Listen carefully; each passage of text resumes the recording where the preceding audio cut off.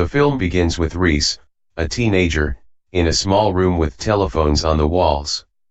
One of them, which has a sticky note, suddenly rings. When Reese answers the phone, she hears an automated voice congratulating her on her royal flush.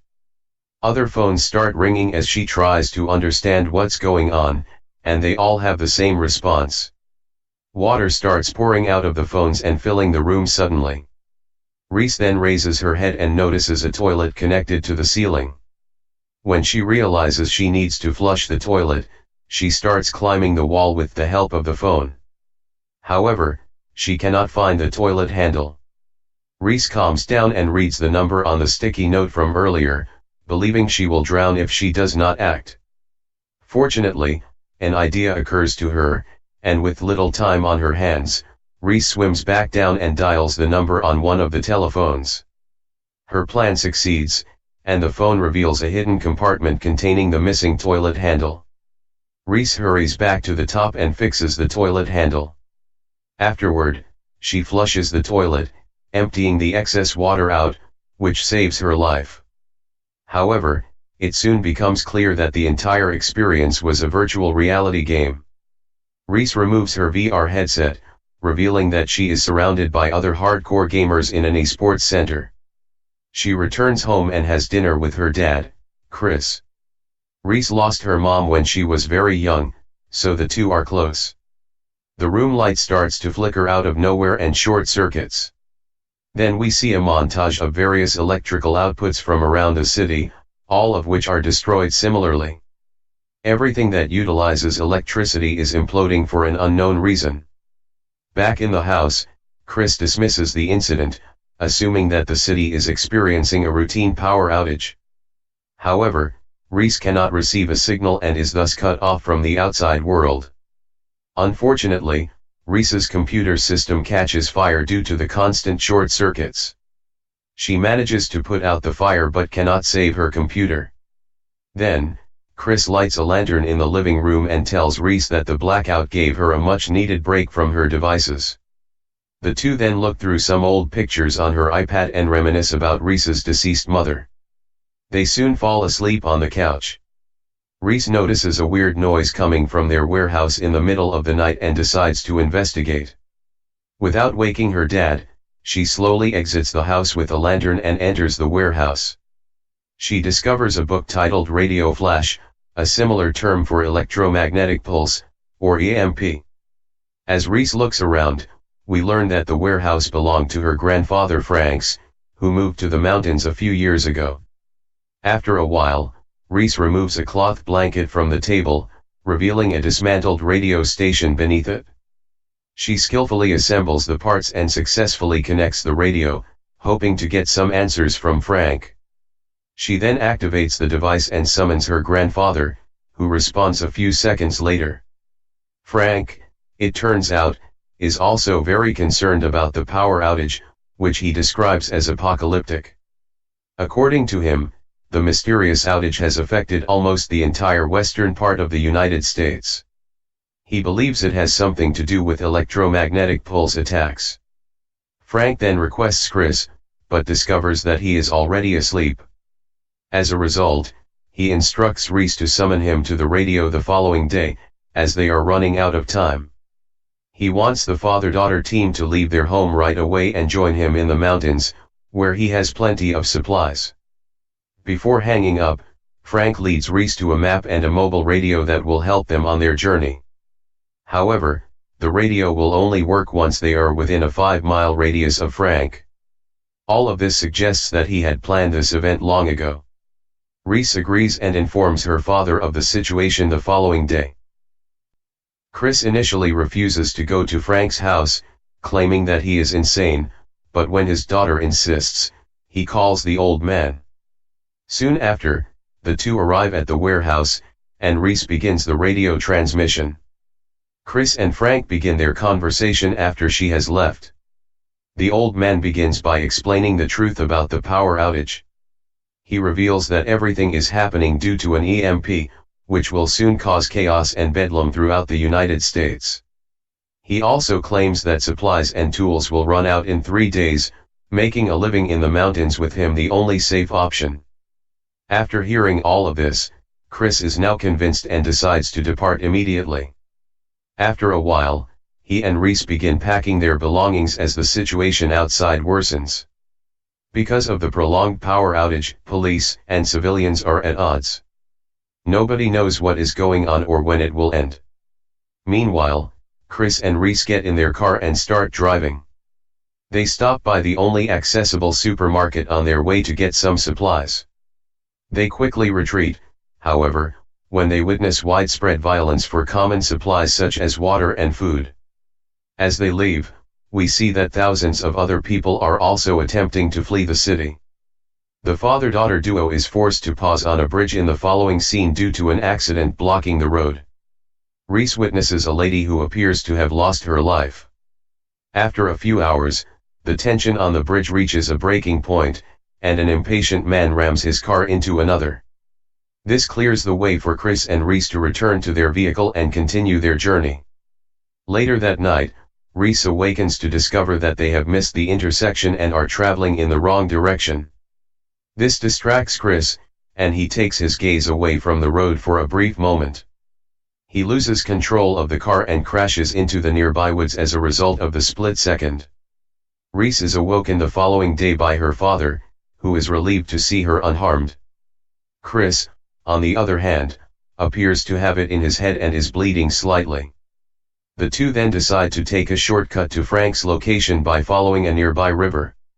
Meanwhile, Frank becomes concerned about the duo, who are supposed to arrive by the morning. Meanwhile, Chris is having difficulty walking, so Reese suggests they rest for a while. They stop at a nearby waterfall to get some water. Reese discovers that her father has a severe bruise on his back as well as a deep cut in his arm. Despite Chris's assurances that he will be fine, she begins treating his wounds right away. They resume their journey after a while, but Chris becomes weaker by the second and eventually collapses. He tells his daughter to call for assistance before passing out. As a result, Reese dashes through the forest, where she, fortunately, discovers a barn house and a farmer named Glenn. When he sees the distressed girl, he acts quickly and drives Chris back home in his car. Chris, despite every medical intervention, does not regain consciousness and eventually stops breathing. Reese is devastated and saddened because her only parent has died. The same night, she and Glenn bury him and pay their respects in the field. The next day, Glenn decides to assist Reese in getting to her grandfather's house, and they soon start their journey in his trailer.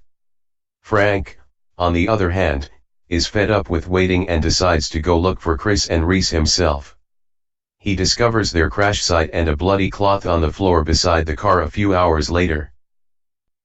Frank then follows the road until he arrives at the farm where Reese was previously residing. Goes to see if anyone is home and, to his surprise, finds blood on the sofa. Suspicious, he enters and begins inspecting the premises. He looks closer at Glenn's photo and walks away after failing to find anything. Outside, he observes the used shovel, Chris' clothes, and the location of his burial. Frank now knows Chris is no longer alive, but he doesn't have time to mourn because his granddaughter is still missing. Glenn also notices a man on the side of the road asking for assistance. He tells Reese to quickly go to the back of the trailer for safety reasons, fearing the man is up to something nefarious. Glenn's worst nightmare comes true when the man draws a gun on him and shoots him. The unidentified man enters the trailer and drives away, leaving a traumatized Reese inside. He eventually stops by a car repair shop and sneaks inside to steal gasoline from a truck. A hunter shoots the man, and Reese takes advantage of the opportunity to flee. However, she is soon apprehended by the hunter, who places a bag over her head. When she eventually opens her eyes, she is welcomed by an odd old woman who claims Reese trespassed on her property and that she must now pay for it. Meanwhile, Frank discovers Glenn's body and recognizes him as the man in the photograph. This makes him even more concerned about Reese, so he keeps looking for answers. During dinner, however, the elderly lady introduces Reese to her family. Billy, the hunter from earlier, is her son, and Quinn, her timid and troubled grandson, is her grandson. Billy, it turns out, constantly beats and humiliates his son for no particular reason. Following the introductions, Reese explains how she arrived here. She also claims that she cannot stay any longer and must return to her grandfather's house as soon as possible. However, the elderly lady shows no sympathy and refuses to let her go. Instead, she forces her to spend the night in the attic. Reese, forced to go to the attic, has no intention of staying the night. She sneaks to the doorway while everyone is sleeping in an attempt to escape. She then unlocks the door, but the old lady hears her and immediately dispatches Billy after her. The teenager is eventually captured and returned home by the menacing hunter after an intense chase. When Reese comes to, she finds herself trapped inside a bag that is hung from a tree. A large bear then approaches her and attempts to tear open the bag.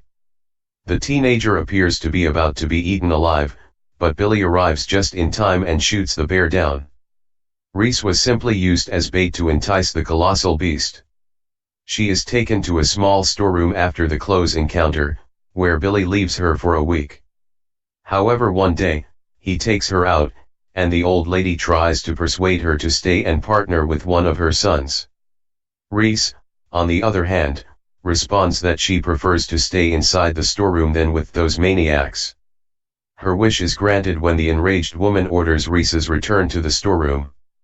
This time, her hands and feet are both tied. Desperate to get away, Reese cuts the rope on her hands and completely unties herself. She, on the other hand, is unable to devise an escape strategy.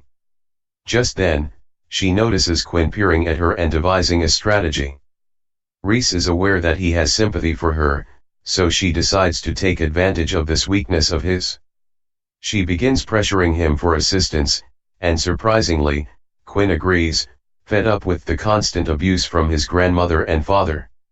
He lets her out of the storeroom, and they flee the compound together, running throughout the night.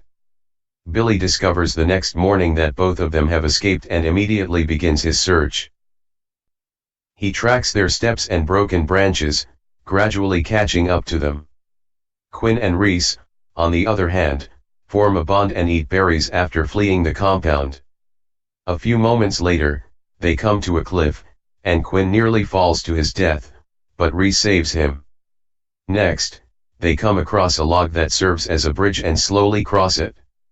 Billy notices them from a distance and fires a shot that, thankfully, misses. Terrified, the teenagers flee and end up in a shallow lake. When they realize they can't outrun Billy, they dive into the water to hide. Reese and Quinn exit the lake and flee in the opposite direction after the hunter crosses them.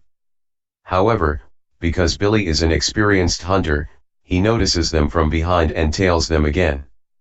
When he finally catches up to them, Quinn confronts him while Reese hides behind a rock.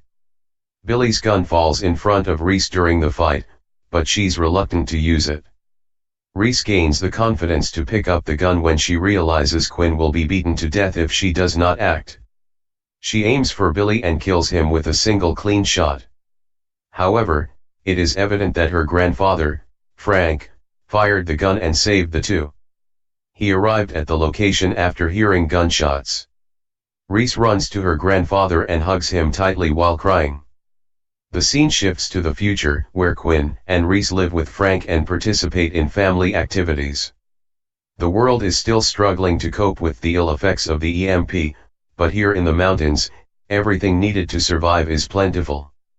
The film concludes with Quinn opening Reese's laptop and discovering several messages from her friends, indicating that the power outage is finally over.